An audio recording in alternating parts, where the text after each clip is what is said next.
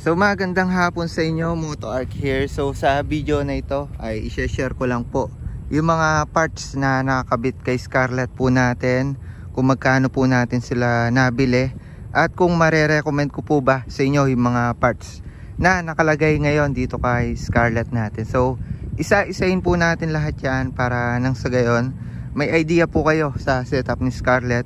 So kung gusto nyo gayahin yung setup natin, nasa inyo na po yan, pero sasabihin naman po natin yung pros and cons ng mga yan, at kung mare-recommend ko ba sila, tatagal po ba sila, or quality po ba yung mga nakakabit kay Scarlett po natin ngayon.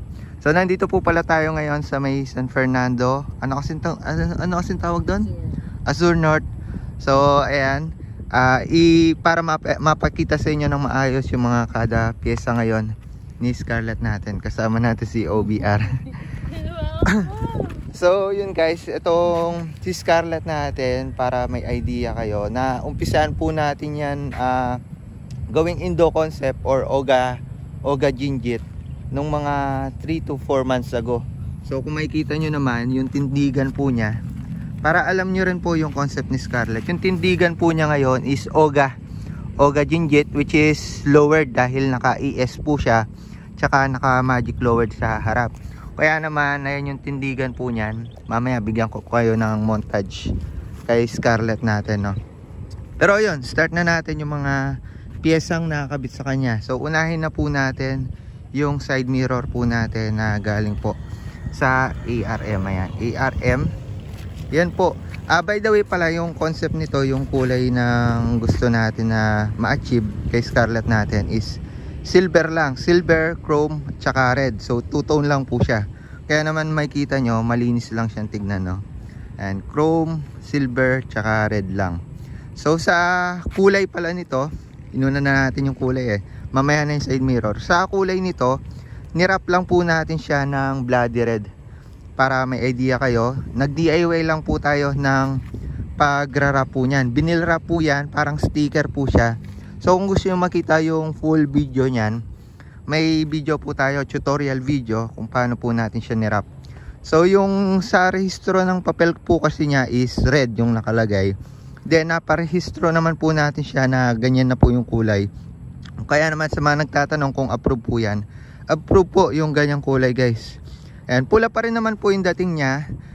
Depende na lang po sa tama ng ilaw. May mga pagkakataon po kasi na nagmumukha siyang maroon, pero in general, pula pa rin po yan. So, goods na goods po siya sa rehistro. Actually, yung kulay ng Click 150 is originally silver. Silver po yung side skirt niya, tapos pula yung taas.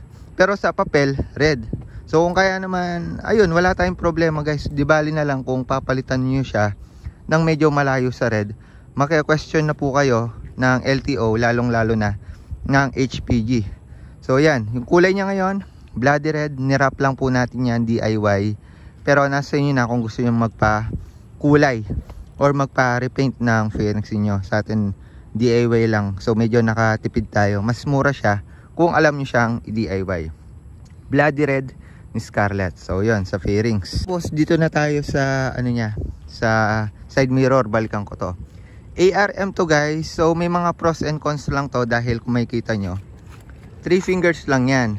Ngayon, kung tatanungin nyo ako kung mare-recommend ko siya, depende po sa lugar ninyo. Depende po sa kung taga Maynila kayo or kung dumadaan po kayo sa maraming checkpoint. Kasi yung iba may memorandum or may isinet na task na parang 3 fingers lang yung allowed. Pero sa case po natin kasi, dito sa Pampanga, hindi naman po sobrang hindi naman po sobrang higpit. So, nagagamit ko po siya sa kalsada kahit nakikita po ng enforcer. Hindi naman po ako nasisita. So depende na lang po kung saan kayo nakatira. Kung taga Metro Manila kayo, puro LTO yung mga doon, sitahin po to panigurado, kasi ang alam po nila 3 fingers kahit wala naman sa batas na 3 fingers, yun lang isinet nila. So parang yun, dun pa lang negats na kayo. Depende na lang yan sa inyo kung gusto nyo talagang lagyan. Pero sa akin kasi maporma siya tignan. Also about naman po sa use niya, kung nagagamit po natin siya, nagagamit naman po natin siya kahit 3 fingers siya. Kasi nakikita ko naman po yung likod natin, likurang part or yung mga nasa likuran natin. So about sa use, usable pa rin naman po siya, pero mas okay lang talaga na 4 fingers. Mas malawak yung kita mo. Pero yun, tayo nagagamit pa rin naman po natin. So sa ilang buwan po natin na nakalagay ito, useful naman po siya para sa akin. About na lang po sa huli, depende na lang po sa lugar nyo yan. So yun, inuna ko yan kasi baka maraming magtanong kung pwede ba yan or hindi ba yan pwede. So yun, pwede yan, depende sa lugar. Kung usable siya, pwede naman po siya. Next na po natin yung ating mga mags. Ayan, kung makikita nyo yung nakakabit kay Scarlett natin, CNC na mags Bomb X. And kwento ko na rin sa inyo yung pros and cons nyan. Yung pros nyan, syempre sa forma. Napakaganda ng forma ng CNC dahil makintab, tsaka kumikinang siya. Tapos makakapili kayo ng design na gusto nyo. Bomb X Lynx nga pala yung specific na brand nito. Lynx yung pangalan ng Star Mags na yan. By the way, maglalagay po ng link sa description lahat ng mga binabanggit po natin para sakali man maka-order po kayo guys. Bomb X Lynx nasa 6.5 natin nabili ito. Yung presyo pala, ayan sa presyo pala. Sa vinyl wrap, gumastos tayo ng mga 2K siguro. 2K, labas pa dun yung yung pang hit gun natin kasi hit gun yung gamit natin dyan. Pero sa sticker, depende na lang sa babalutan nyo. Pero mga nasa 2K, check nyo na lang dyan kasi alam ko hindi naman naubos yon. So kahit mga 1.5, kaya na po dyan. Depende na lang po sa size or kung magkamali kayo. Pero yun, nasa 1.5 to 2K yung nagastos po natin dyan. Yung detailed video, doon makikita nyo rin kung magkano yung nagastos natin. Na-explain ko rin doon. Dito naman sa Bomb X, may specific video din tayo dyan. Pero nabili natin siya 6.5 guys. So eto, nakakabit na sa atin for almost 4 months na rin siguro kung di ako nagkakamali. 4 to 5 months. Kung makikita nyo, makinis pa. Hindi ko siya bine-baby guys. Hindi ko siya talagang araw-araw pinupunasan. Ang iwasan nyo lang dito is maihian po siya para hindi po siya mangalawang tulad ng iba. Also, ina-armor wax ko lang po siya para maging waterproof po siya. Kahit mabasa, hindi po siya agad mangingitim. So kung kaya naman makikita nyo yung itsura niya ngayon, makintab pa guys, oh, punas-punas lang. And may mga konting dents, ayan, hindi naman maiwasan kung natatamaan ng kung ano-anong bagay, mga bato. Pero overall, siguro masabi ko na 90% pa. 90% all goods pa to. Ang ganda niya tingnan, no? Makakabili kayo yung silver, yung wala siyang pintura, at makakabili kayo yung may kulay, may pintura. Pero kung gusto may pintura, pwede nyo siyang gawing silver kasi pag tinanggal nyo yung pintura nun, magiging ganito din. Tapos may iba-ibang design. So sa 4 to 5 months, all goods po siya guys. Wala po siyang bengkong. Wala pa pong bengkong. Tapos plug and play lang po siya sa ating mga motor. So papalit nyo lang po. Pwede nyo pa pong magamit yung dati nyong gulong. So all goods po siya guys. Mare-recommend ko po siya. Hindi po siya nabebengkong agad. Hindi po, wala pa po siyang crack. Basta ingat-ingatan nyo lang po. Syempre sa lubak kahit stock naman, ingatan nyo lang po siya. At hindi naman po siya masyadong ma-maintenance base sa personal experience po natin. Bomb X Mags, nasa 6.5 guys. So sa gulong po na gamit natin, isingit ko lang sa voice over, nakalimutan ko kasi dito. Bister po yung gamit natin, harap likod. So pang matagalan na rin yan, nakakailang odo rin ako, 5 to 10k odo, pero depende na sa gamit nyo. Tumatagal naman po siya, nasa 1.4 to 1.5 yung per gulong po natin. So dual compound, makapit sa kalsada. So medyo nagstay ako dito kasi medyo matagal mapudpod at saka hindi siya madulas sa gulong po natin. Sunod po natin yung upuan natin. Ito yung tabas, ako lang din nagtabas niyan. Pero may nabibilihan kayo na nakaset na, nakatabas, tapos naka-indo seat cover. Ito kung di ako nagkakamali nasa 300 to 400 lang yung cover kasi ako na lang yung nagkabit. Pero kung bibili nyo set kasama yung upuan na nakatabas, nasa 1k more or less, 1,000 more or less. Indo seat cover. So yung advantage, pros and cons naman yan. Siyempre una, maganda yung tabas niya. So pag mas maganda yung tabas, mas maganda siya tignan. Yung stock kasi medyo mataas pa siya ng konti. So medyo mataas yung seat clearance nyo. Pag nagtabas kayo ng konti dyan, di naman siya super flat seat, no? Medyo naging flat seat lang siya yung datingan. Kasi may mga edges na ganito. Pero hindi pa siya flat seal guys, kasi ang kapal pa ng foam yan. Ayan, advantage, bababa ng konti seat clearance. So kung kaya naman, mas maabot nyo yung ground clearance. Mas maabot nyo yung kalsada at mas lapat yung mga paa nyo. Kaya naman kung gusto nyo medyo bumaba yung motor nyo, medyo mas abot nyo, mas mababalansin nyo kapag nakaupo lang kayo, pwede kayo maganyan. Yun yung advantage nya. Seat clearance mas bababa, mas maganda yung forma compared sa stock. Tsaka ayun, makapili pa kayo ng design na gusto nyo. Yung sa atin F1 pattern, yan yung parang chessboard. Hindi rin to sa pang fronts nya, hindi rin agad dudulas yung OBR nyo kasi textured yan. Lalo na tong part na to na liha seat. Yung dating nakalagay dito, liha texture siya, liha texture buo. So kahit dito liha texture, hindi dumudulas agad yung OBR kasi kapit na kapit yung tela dito. Kapag umupo kayo tapos biglang preno, hindi siya dudulas. So nasa 400 kung cover lang, 200 to 400, tapos halos 1K kapag buong upuan. Pag buong upuan yung bibili nyo, plug and play na lang, tapos magamit nyo pa yung lumang upuan nyo. Yun, pwede nyong pagsalit-salitan. Depende na sa gusto nyong positioning. May mga camel seat din na nabibili, pero yun, lagay na lang ang link dito.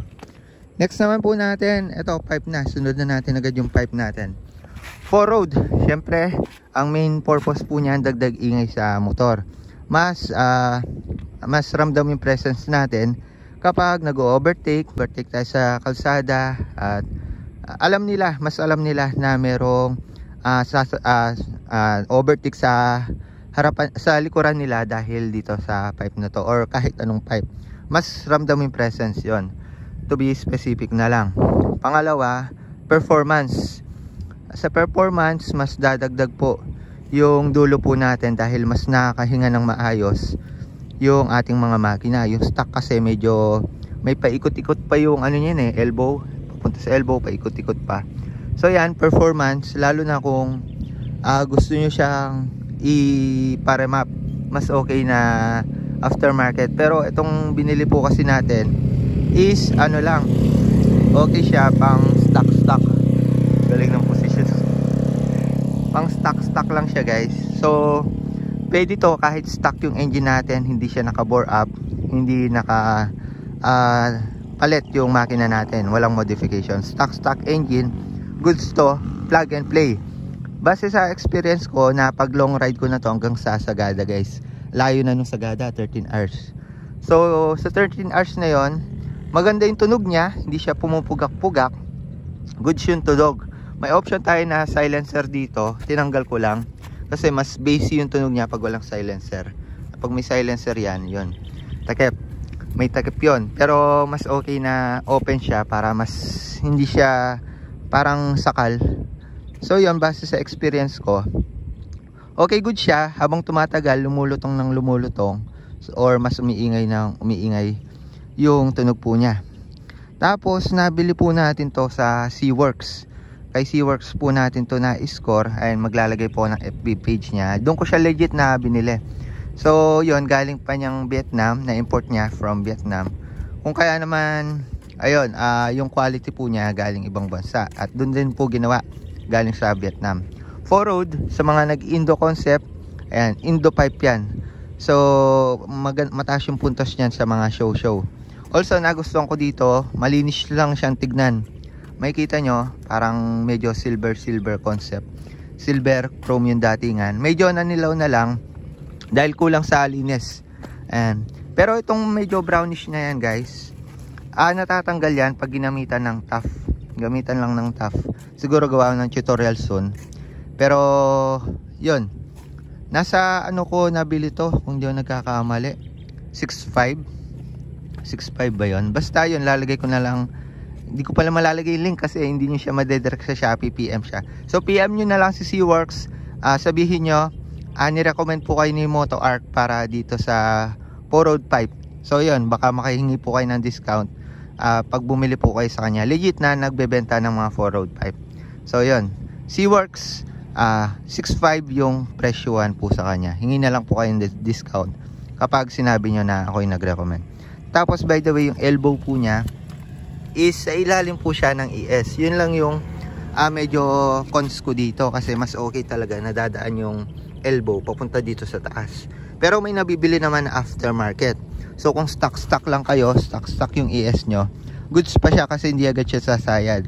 Pero yung cons sa atin, naka ES tayo na plus 2.5 at dadaan pa yung elbow sa ilalim. Kung kaya naman minsan ito yung sumasayad yung elbow. Pero hindi naman siya hindi naman siya sobrang saya rin talaga. So kapag nag-ES kasi tayo, talagang low-lowered yung motor. So kailangan na lang natin mag-shete ng pakonti-konti sa mga sobrang laking humps. Pero yung sa mga maliit na humps, kaya pa. So para sa akin, all goods pa rin naman to. Kung gusto nyo lang bumili ng elbow na pataas, may titanium elbow na nabibili pang 4-road. Lagay ko na lang din yung link sa description nun. Nasa 2.5 siguro yun. So 6.5 yung 4-road, 2.5 yung elbow. Pero tayo, 4-road, lahat to. Inclusions ng 4-road tong nilagay natin na elbow na yan. Set na pala yan. Pati yung bracket dito, pati yung elbow. And plug and play na lang siya, pati yung bracket dito guys. Tapos next naman po natin dito is yung foot peg. Ayan, pang indo rin to. So may video din tayo nyan. Check nyo na lang, nasa 300 ata to 400 kung di ako nagkakamali guys. Kabilaan na yan, Scoopy footrest po yan. Scoopy footrest, napakaganda. Chrome pa rin po yung dating niya. Hindi po siya nangangalawang agad. Nangangalawang lang yung part na to. Ayan sa loob. Ni-sprayan ko lang ng WD-40. Ayan, next naman po natin is yung mga tornilyo. Sayang po yung mga nilalagay natin tornilyo. Ayan, hindi ko pa po nakumpleto yan, pero may nabibili pong set. Meron pang brake, meron pang ehe. Ayan, iba-iba. Saan pa ba nilalagyan? Meron para dito sa grab bar. And kagandahan kasi nito is CNC po siya. Also, matibay po. Mas magaan po siyang tanggalin. Magbaklas kabit dahil maganda po yung material niya. Medyo matibay po siya compared sa stock na mga tornilyo natin. Which is bumibilog. So ito, bukod sa magandang tignan, hindi nangangalawang, magaan tanggalin at ilagay. Kasi nga, nakagrip siya dito. Ayan, kahit yung tool nyo medyo maluwag na, is magigrip pa rin po niya kasi may mga kalsuan dito. Yan, ayan, pati dito nalagay. Lagay na lang po ng link. Iba-iba po yung presyo niyan, depende kung gaano siya kalaki. Pati dito, ehe natin, CNC yan guys. Ayan, isang seller na lang po yan, tapos pili na lang kayo kung saan nyo ilalagay. Diba, sa brake master, sa combi brake, pang grab bar, pan dito, kumpleto po sila. Ayan, may set pa nga na nabibili yan lagay na lang din ako ng link, meron pa dito SCC yan, CNC bolts po lahat yan guys. Next naman po natin, ito matagal ko na hindi napalitan Ayan, click po siya na na lever. Ayan, tatak. Pero kung magpapalit man po ako, may mare-recommend po ako na CNC din po yung datingan. Kung lever lang din naman po yung gusto yung palitan, hindi po kayo magpapalit ng brake master. Also, gusto nyo lang ng maganda yung dating, nagsiserve pa rin yung purpose, tsaka adjustable tulad nito. Maglalagay po ng link dyan. CNC din po yung pagkagawa sa kanya. Silver. So kung gusto nyo silver, hirap na ako sa S okay din po yun. Tapos may iba't ibang kulay din. So yun yung ipapalit ko soon. Siguro pakita ko na lang sa inyo. Pero lagay ko na rin dito sa link yung balak natin na ipalit dito. Pwede na rin naman kayo guys, RCB kung trip nyo na yung RCB. Pero tayo kasi kung magpapalit tayo ng RCB, buong brake master na. So pinag-iipunan pa natin pati dito sa natin, caliper. So soon na yan, inuunti-unti lang natin para hindi po tayo magsawa agad sa pagmo-modify sa motor natin. CNC grab bar, handle, end bar, cover, Takimoto po ito kung di ako nagkakamali. Pero meron din yung SCCM. Lagay na lang din ako ng link. Nagustuhan ko dito, medyo flat lang datingan niya. So hindi siya sumasabit kung saan saan. So pero nasa inyo na kung gusto yung palitan ng makapal, yung parang pang PCX. Yon, silver din kasi yon. Yun din yung bala ko katagalan. Kasi nasa-serve nun yung purpose sa vibration. Kasi mabigat. Pero ito magaan, hindi naman mabibrate yung motor natin.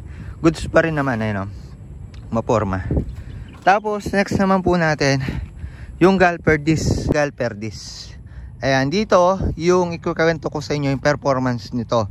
Kasi kung makikita nyo naman, maraming nagsasabi galper disc, medyo pipitsugin pa yan na disc pagdating sa 260mm.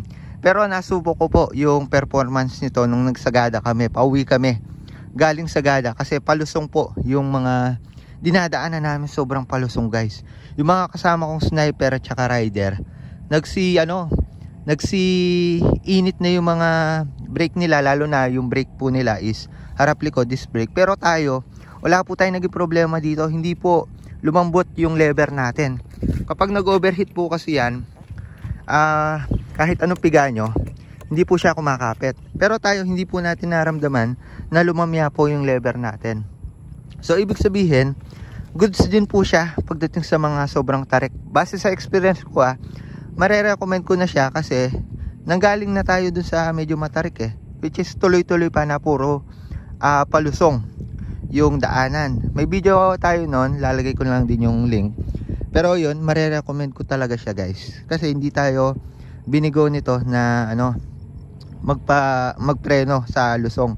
Kayang-kaya niya pong ipitin yung ating mga gulong o ruminto. Yung gamit po natin na caliper, stock pa yan guys, stock Tokiko. So yun, goods pa rin naman to pagdating sa caliper, di pa tayo nagpalit. Pero pagdating dito sa disc natin, all goods tayo. Hindi po kumulo yung ating mga brake fluid, no? So yung gamit din po natin brake pads, stock lang din po. So yun, kahit na hindi siya sobrang close katulad ng mga ibang disc brake na 260mm, may mga hangin-hangin siya. All good siya, hindi siya nag-overheat. Siguro yun na rin yung purpose nito kung kaya naman medyo open siya. Hindi siya sobrang enclosed tulad ng iba. Ito mga naka-CNC guys, ito lang yung naka GR5 bolts natin. Ayan, maliit na yan.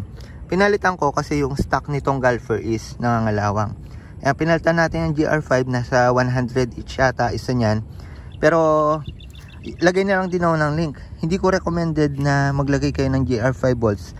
Lahat ng bolts nyo kasi sobrang mamahal, no? Nasa budget nyo na lang. Kung marami kayong budget, sumosobra na yung budget nyo, doon kayo mag GR5 bolts. Pero tayo SCCM lang. Wala kasing SCCM pagdating dito, so GR5 na lang nilagay natin talaga dyan. Ito SCCM, this bolts, ayan, 5 siya. 5 ba yan? O 4? 4 lang pala yan.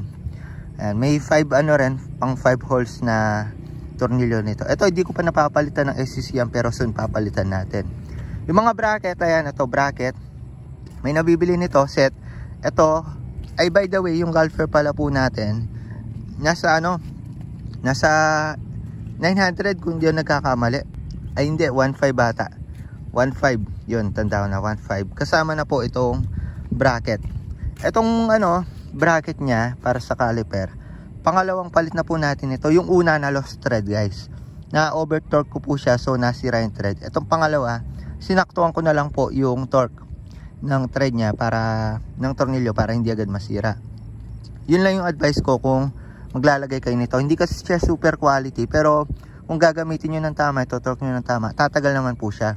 So ito mga ilang months na rin, so tumagal po siya, hindi na siya ulit na lost thread. So all goods po tayo dyan. Galper disc plus ito nasa 1.5 guys. Ito bracket na to, may kasama po siyang set po siya kasama niya po ito. Ayan, kung mapapansin nyo, pares sila ng kulay, nasa 150, pati yung gitna na to. So yun, pang lang siya, pang detalye. Nagustuhan ko dito, pwede mo siyang maikot.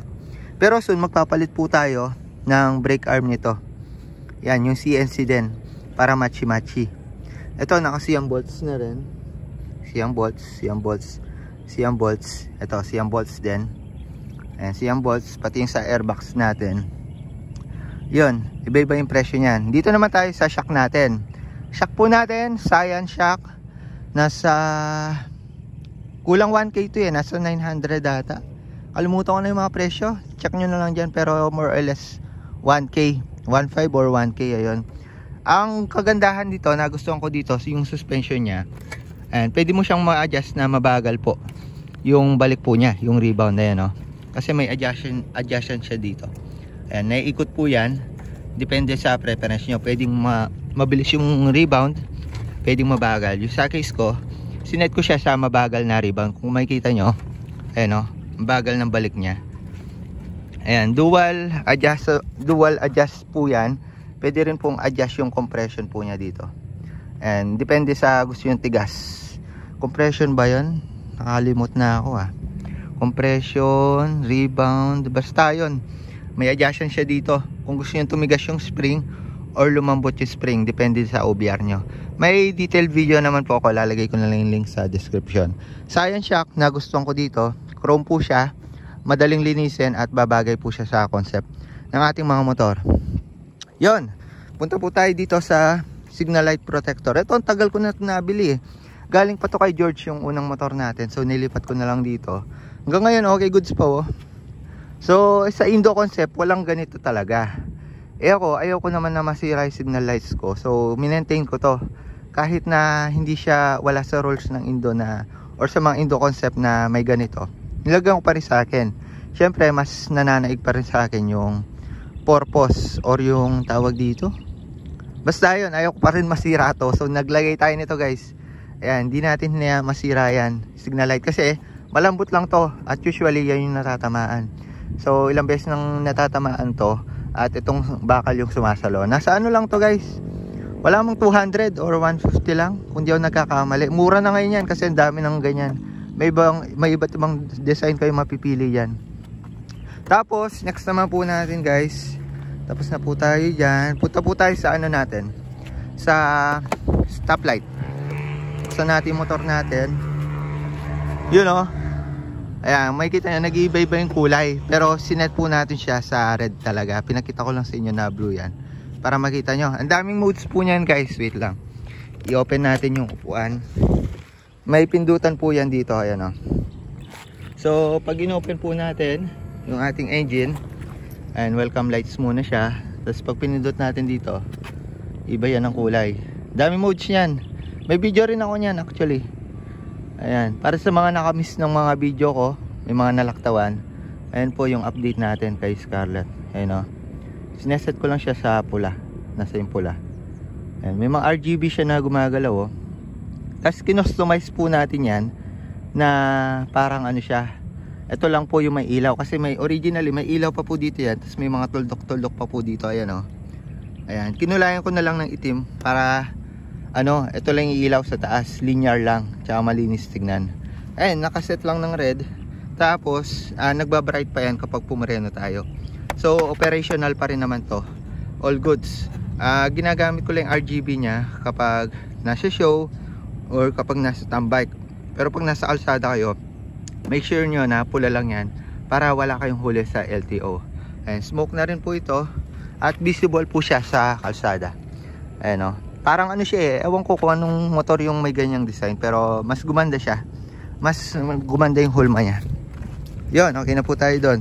Ito yung mga cover YSG, nasa 250 lang siguro yan. Cover 150, 200 to 250. Gas tank, all goods.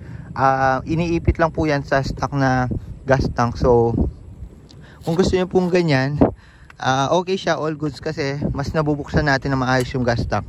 Also nangangalawang din kasi yung stock na gas tank natin. YSG gas tank cover 200 to 250. Radiator cover nasa 150 ganon, 150 lang siguro yan. Ayan, chrome yung dating, medyo marumi lang yan. Ipit lang yan doon sa stock na takip natin. Radiator cover, eto medyo nagstay ako dito kasi naghanap ako ng CNC. Gusto siya palitan ng CNC na may scoop. Kaso, ang mahal nun. Yung scoop niya is pa ganyan. CNC, nasa 2.5 bata. Nag-iipunan ko pa kaya matagal ako makapagpalit ng bago. Yung nakakabit sa kanya ngayon is Indo concept pa rin naman na radiator cover na may scoop. Ayan, parang Aerox na yung dating sabi ng iba. Na may scoop. So, yung purpose niyan, hangin diretso dito, na scoop pa rin. Nasasalo pa rin ng radiator cover. Yung stock kasi, ganun din naman yung purpose niya. May grills po siya dito para masalo yung hangin sa cover dito. Para diretso po na mahigop po ng ating radiator fan yung hangin. At mas mapabilis po yung cooling ng ating mga motor. So, nandun pa rin po yung natin, yung purpose ng radiator cover. So kung magpapalit tayo ng CNC, yun nga, yung may air scoop siya. Pero medyo mahal, pinag-ipunan ko pa. Pero update ko kayo soon. Patayin lang natin to. Sandal grip, RCB. Yung una nating nilagay dito na, may video tayo dyan at may video tayo nito. RCB ngayon, medyo magandang grip. Yung nakakabit ngayon, dun kay Scar natin, yung ADB, yung Nagamaki. Medyo masakit lang sa kamay yun. Pero ito, smooth lang. Ayun ang RCB. Tsaka minimalist lang yung datingan niya. Tapos, MDL po natin. Na may tutorial din po tayo dyan. All goods pa rin hanggang ngayon. May DIY po tayo. Ni-switch po niya, nilagay ko na lang dito. Inipit ko guys. Wala akong nahanap na paglalagay. Dapat dito yan nakaipit. Pero dito ko na lang dinikit. Ayun o. Left and right nga lang yung ano niya. Kasi naka-ano siya eh. Naka-rotate. Tapos ito, right handle switch, left handle switch, all goods pa rin po ito. Meron po siyang passing, ayan, busina, ayan, signal light, tapos hazard. Ayan o, operable pa rin siya guys hanggang ngayon kahit ilang beses nababasa. Ayan, may video rin po tayo niyan, lahat may video tayo. Pati ito, yung may ilaw na yan, may video tayo niyan. O, diba? Tapos, next po natin is yung Salaya, center stand and side stand. Yung Salaya po, recommended ko po siya lalo na nasa ilalim po siyang part ng ating mga motor. Prone sa kalawang, prone din sa dumi. So, itong mga Salaya center stand na to is stainless po yung pagkakagawa sa kanila. Kaya naman, hindi po siya nangangalawang talaga. Malinis din tignan at magaan linisin. Kasama na po yung spring yan. Ayan o, makikita nyo Salaya. Kulang lang sa linis yan, pero bumabalik sa pagka stainless yan. Ayan, ito bracket para sa brake cable natin. Brake cable kasi natin, nagagasgas siya dito sa part na to at nababalatan. Itong bracket na to nakakatulong para hindi po siya gumewang-gewang. Lalo na't medyo mahaba po yung part na to, kaya hindi siya sumabit. Lagay din ako ng link, nasa ano lang yan, 100, 150. Ito sa Salaya center stand, nasa 2.5 ba to? 1.5 ba to or 2.5? Ayun, 2.5. May video naman tayo dyan, lagay ko na lang yung link. Yun, so far halos yun pa lang naman yung nagastos natin dito kay Scarlett natin. At marami pa po tayong mga ilalagay na parts sa kanya. Pero so far, inuunti-unti lang natin, lalo na po yung balak po natin na bi-led. Yes, pinag-aaralan ko pa hanggang ngayon guys. Pasensya na kung medyo natagalan tayo sa bi-led. Kasi napaka komplikado. Hindi ko po siya pwede basta-basta ituro kasi maraming magagalit po. Tsaka also, kailangan po natin siya pag-aralan ng todo. Para nang sa gayon, ma-DIY nyo po kung kayo lang yung gagawa ng bi-led nyo. Hindi ko po siya gagawing super, yung premium yung datingan. Ang ano ko lang po dito is may bi-led tayo na pwede pang ilaw sa gabi. Maliwanag po yung ilaw po natin. Pero try natin hanggat maaari na may RGB pa rin po siya at may control. May sariling switch. Ganon. Ito naman po, carbon niya, DIY lang natin. Check nyo na lang po sa recent video natin. Yung bi-led. Sticker po niya, mga usual na ano lang, regular na sticker lang. Honda, tas click. Hanggang ngayon okay pa. Basta ano nyo lang sa paglilinis. Tapos ayun lang guys. OEM T-Hugger nasa 1.5 pesos, 1,000 to 1. Nasa 1K pala, nasa 1K lang. So may video tayo nung kinabit natin, nagkabit tayo doon sa kapatid ko. Ayan, may version 1, 2, 3 niyan. Ito di ko sure kung anong version, pero parang may hukay po siya dito. Yung ibang version na latest, diretso lang po siya at mas sumaba ng konti. Lagay din po ng link niyan. Tapos ano pa ba? Sa makina wala pa po tayong pinalitan dyan guys. Wala pa po tayong pinalit. Sa CVT po natin, nakakalkal puli po siya. Tapos naka 14 grams na bola. All goods hanggang ngayon, hindi pa tayo nagpapalit. So ayaw ko munang magtono-tono ng kung ano-ano. Dahil ayaw ko pong masira yung fuel consumption natin. So may mga testing naman tayo ng video dyan sa spring, sa bola, center spring at kung ano-ano. So yung pagtotono po kasi nasa inyo yan. Hindi ko po pwedeng itono sa akin at magiging applicable sa inyo kasi iba po yung preference natin, yung gusto natin arangkada, yung back ride natin at kung ilan yung timbang natin. Maraming ano yun eh, maraming kailangang consider doon. Additional na lang tong video na ito. Nakalimutan ko yung sa tindig natin guys sa ES. Sa ES natin naka plus 2.5 tayo na Kent Ramos. Ayan o, matibay siya hanggang ngayon. Wala pa pong kalawang yan kasi naka powder coat. Kay Hakfin po natin nabili na score pero gawang Kent Ramos po yan. Tapos dito sa harap naman, magic lowered natin. Naka magic bolts po tayo dito. Ayan o, lowering bolts na pang Yamaha yan. May video din ako nyan. Tapos naka magic lowered yun dito, yung tube natin. Or nagpalit tayo ng spring sa loob. Kung kaya naman medyo bumaba siya at nag-lowered. So ganyan po yung tindigan yan guys. May video din po tayo doon. So yun po yung about sa tindigan guys. So yun lang muna yung ano natin kay Scarlett, update kay Scarlett. So sana nakakuha kayo ng idea sa mga parts po niya. Lalagay ko po yung link lahat sa description. Makikita nyo po yung presyo at yung mga ibang reference video. So yun lang para sa video na ito. The more click, the more you know. Mga parts at pyesa ni Scarlett. Tago si Obiera. Bye bye.